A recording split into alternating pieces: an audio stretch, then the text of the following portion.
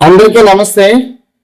ఏపీటీఎస్సీ 2026 లక్ష్యంగా ప్రిపేర్ అవుతున్నటువంటి నా అక్క చెల్లెమ్మలకు, అన్నదమ్ములకు నమస్కారం. ప్రతి ఒక్కరికి ఈ 100 రోజుల ప్రణాళిక ఒక దిక్సూచిలా పనిచేస్తుంది. నా తరపున దాదాపుగా 3846 వీడియోస్, 686 టెస్టులు అందిస్తున్నాను. సమయం తక్కువగా ఉంది, సిలబస్ ఎక్కువగా ఉందని కంగారు పడకుండా ఈ 100 రోజులను ఎలా విభజించుకోవాలో ఇప్పుడు చూద్దాం. ప్రిపరేషన్ మొదలుపెట్టే ముందు ప్రాథమిక సూత్రాలు కొన్ని పాటించాలి.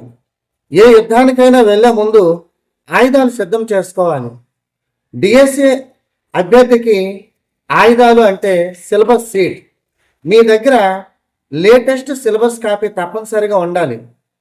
అకాడమీ పుస్తకాలు ఏవైతే SCERT ద్వారా ప్రభుత్వ పాఠశాలల్లో బోధించబడుతున్నాయో ఆ పుస్తకాలు ముందుగా మీ దగ్గర ఉండాలి. అంటే 3వ తరగతి నుంచి 10వ తరగతి వరకు ఉన్న కొత్త పాఠ్య పుస్తకాలన్నీ సేకరించుకోవాలి.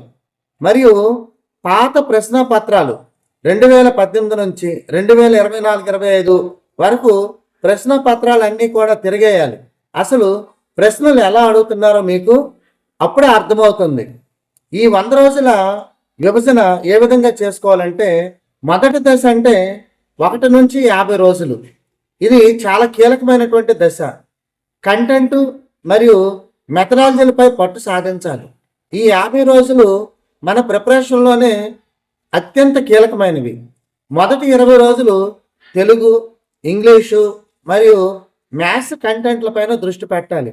ముఖ్యంగా మ్యాథ్స్ ప్రాక్టీస్ అనేది రోజు కనీసం 2 గంటలు ఉండాలి.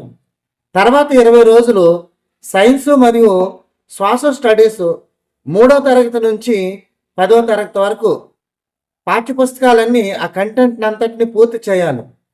కొత్త టెక్స్ట్ బుక్స్లో మారిన అంశాలు మనం జాగ్రత్తగా గమనించాలి. చివరి 10 రోజులు అన్ని సబ్జెక్టుల యొక్క మెథడాలజీస్ని మనం చాలా చక్కగా చదువుకోవాలి.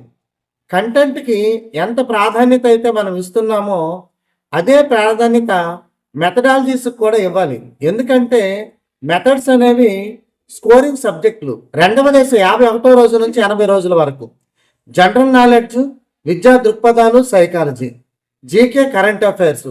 ముఖ్యంగా జీకే కరెంట్ అఫైర్స్ని రోజుకు 1 గంట అయినా చదువుతూ ఉండాలి. గత 12 నెలల వార్తలను, ముఖ్యంగా ఏపీ పథకాలను చదవాలి. అదేవిధంగా పర్స్పెక్టివ్స్ ఇన్ ఎడ్యుకేషన్, విద్యా దృక్పథాలు. ఇందులో కొత్త విద్యా విధానం NEP 2020 మరియు విద్యా హక్కు చట్టం RTE 2009పై ఎక్కువ ప్రశ్నలు వచ్చే అవకాశం అయితే ఉంది.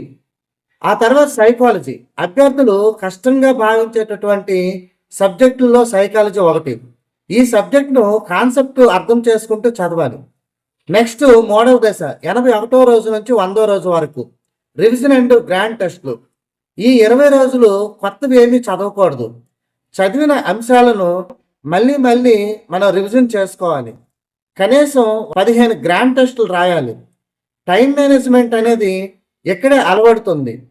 కొంతమంది ఉద్యోగం చేస్తూ ప్రిపేర్ అవుతూ ఉంటారు.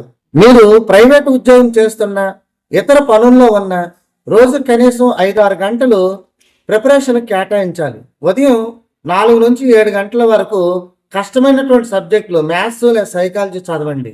రాత్రి 8 గంటల నుంచి 11 వరకు లాంగ్వేజ్లు, నెక్స్ట్ ప్రాక్టీస్ బిట్స్ చేయాలి. కొన్ని సందర్భాల్లో ఆఫీస్ బ్రేక్స్ ఉంటాయి. అలాంటప్పుడు కరెంట్ అఫైర్స్ PDF ఫైల్స్ని చదువుకోవడానికి ఆ టైం ఉపయోగించుకోవాలి. 2025-26 విద్యా సంవత్సరానికి సంబంధించి ప్రభుత్వం కొన్ని మార్పులు చేస్తోంది. తెలుగులో కవులు పరిచయాలు అవనివ్వండి, వ్యాకరణాంశాలు అవనివ్వండి, 3వ తరగతి నుండి 10వ తరగతి వరకు పక్కాగా చదవాలి. అదేవిధంగా మ్యాథ్స్లో 8, 9, 10 తరగతుల్లో క్షేత్రమితి, బీజగణితం ఇలాంటి అంశాలపైన ఎక్కువ ఫోకస్ పెట్టాలి. అదేవిధంగా 9, 10 తరగతుల్లో సైన్స్ సబ్జెక్టులు, భౌతిక రసాయన శాస్త్ర పాఠాలు లోతుగా చదవాలి. 100 అడుగుల ప్రయాణమైన 1 అడుగుతోనే మొదలవుతుంది. ఈరోజే మీ టైం టేబుల్ను సిద్ధం చేసుకోండి. మీకు నా మారల్ సపోర్ట్ కావాలనుకుంటే 9030714858 నెంబర్కు వాట్సాప్ మెసేజ్ చేయండి. వీడియో మొదట్లో చెప్పినట్టుగా మీకు ఆ మెటీరియల్ అది ఫ్రీ ఆఫ్ కాస్ట్, అంటే దాదాపుగా ఉచితంగా ఇవ్వడానికి నేను ప్రయత్నం చేస్తాను. మీరు సిద్ధంగా ఉంటే ఆత్మవిశ్వాసంతో పరీక్ష రాయగలుగుతారు. వీడియో మీకు నచ్చితే లైక్ చేయండి, మీ ఫ్రెండ్స్కి షేర్ చేయండి. మరిన్ని డిఎస్సి అప్డేట్స్ కోసం మన ఛానల్ని సబ్స్క్రైబ్ చేసుకోండి. మర్చిపోకండి, నా నెంబర్ 9030714858. మీరు వాట్సాప్ చేస్తే మరిన్ని వివరాలు అయితే అక్కడ నేను చెప్పగలుగుతాను.